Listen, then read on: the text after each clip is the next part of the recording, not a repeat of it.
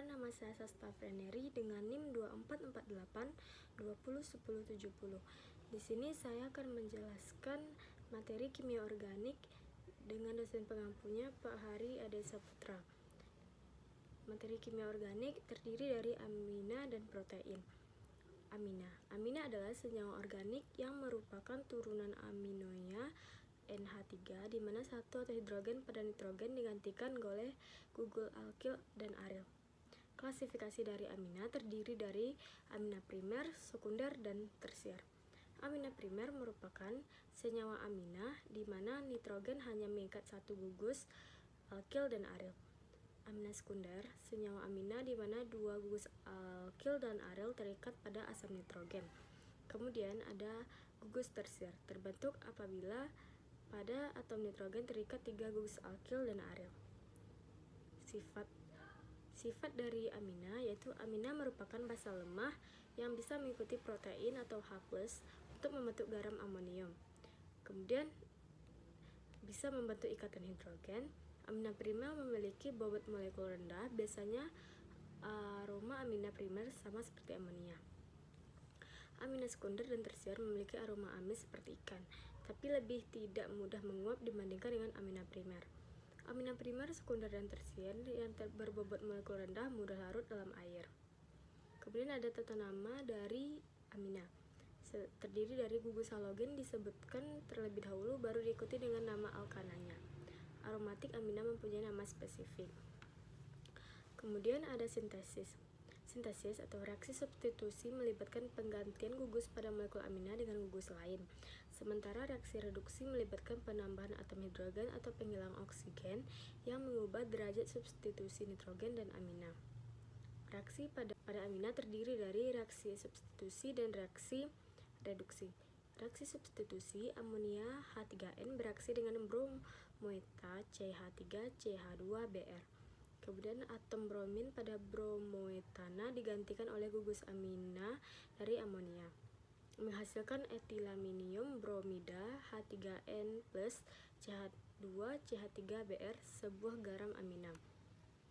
Kemudian ada reaksi reduksi, yaitu senyawa nitro H3C C6H4NO2 direduksi dengan adanya Fe dan HCl, diikuti penambahan basa OH. Gugus nitro NO2 diubah menjadi gugus amina NH2, menghasilkan H3C C6H4NH2. Kemudian di sini kita akan membahas tentang protein. Protein adalah kelompok biomolekul berukuran besar dan makromolekul yang terbentuk dari satu rantai panjang atau lebih dari asam amino. Protein terbentuk dari polimerisasi peptida-peptida. Peptida merupakan polimerasi dari asam amino yang berbeda.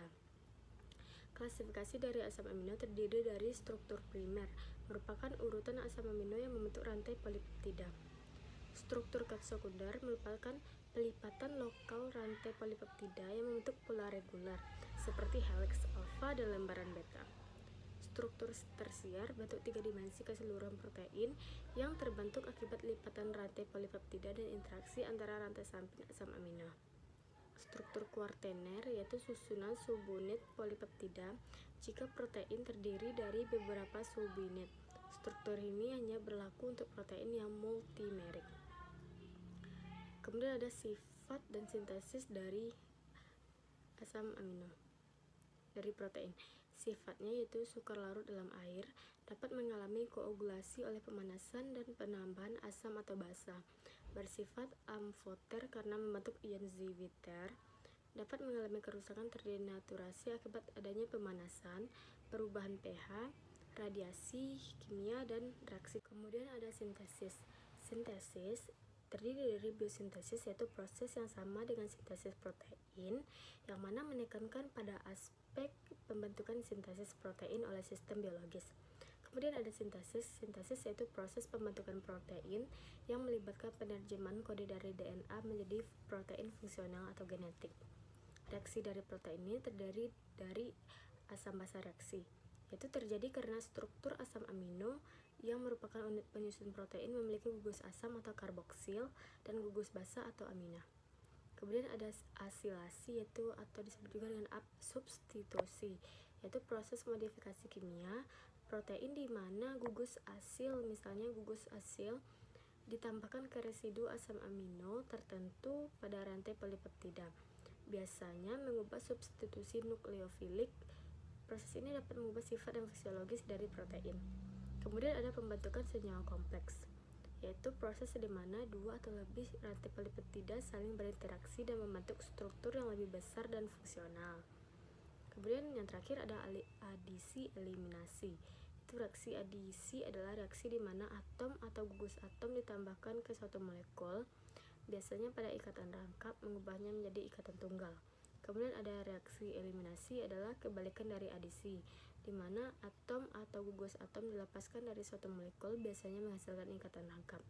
Sampai disinilah penjelasan saya. Kalau ada salah dan janggalnya mohon dimaafkan. Saya akhiri. Wassalamualaikum warahmatullahi wabarakatuh.